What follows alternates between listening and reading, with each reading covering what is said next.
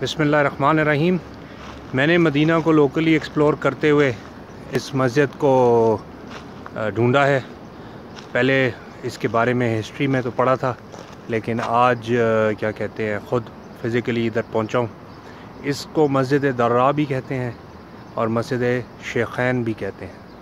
आप जब पढ़ेंगे तो दोनों नामों से इस मस्जिद का हवाला पाएंगे। इस मस्जिद की बैकग्राउंड में आप जो पहाड़ देख रहे हैं, ये ओहद के पहाड़ हैं और इन्हीं पहाड़ों से इस मस्जिद की सिग्निफिकेंस है। और इसके 180 डिग्री इन बिल्डिंग्स के पीछे फार डिस्टेंस पे मस्जिद नबी है। आपको अगर गौर करेंगे तो मस्जिद नबी का एक मीनार फार डिस्टेंस में नज़र भी आएगा। हम दोबारा इस मस्जिद की तरफ आते हैं। ये मस्जिद, इस मस्जिद की सिग्निफिकेंस ये है कि रसूलुल्लाह सल्लल्लाहु अलैहि वसल्लम जब ग़ज़वा ओहद पर तशरीफ़ ले जा रहे थे, मदीना से निकलकर आप सल्लल्लाहु अलैहि वसल्लम ने, उस वक्त का मदीना क्योंकि उतना ही होगा जितना अब शायद मस्जिद नबी है, और ये मदीना से तकरीबन यानी मस्जिद नबी से 1.5-2 किलोमीटर दूर डिस्टेंस पर है।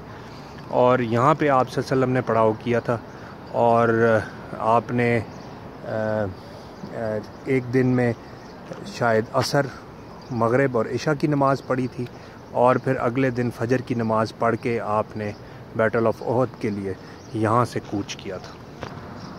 इसी मस्जिद के बाहर ये बोर्ड लगा हुआ है जिसमें अरबी में कुछ डिटेल्स भी लिखी हुई हैं, और अगर आप गौर करेंगे तो इसमें ग़ज़वा ओहद का नाम भी आपको नज़र आएगा।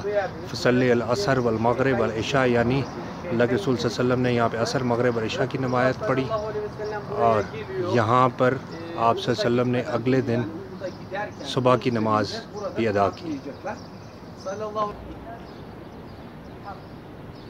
ये है जी मस्जिद दर्रा या मस्जिद शेखैन, और मैंने खोलने की कोशिश की है, लेकिन क्योंकि दरवाज़े बंद हैं इस वक्त, सुबह के तकरीबन 7 बज रहे हैं और प्रॉबेबली शायद ये नमाज के लिए खुलती हो मस्जिद। तो आप लोग जब भी मदीना आए इंशाअल्लाह आएँ, इधर विज़िट करें। ये वो जगह है जहाँ पे आपके रसूल, मेरे रसूल सल्लल्लाहु अलैहि वसल्लम मोहम्मद यहाँ पर तशरीफ़ लाएँ। दरूद पढ़ लीजिएगा, और अगर आप किसी और के साथ शेयर करना चाहते हो तो ज़रूर कीजिएगा। Thank you very much.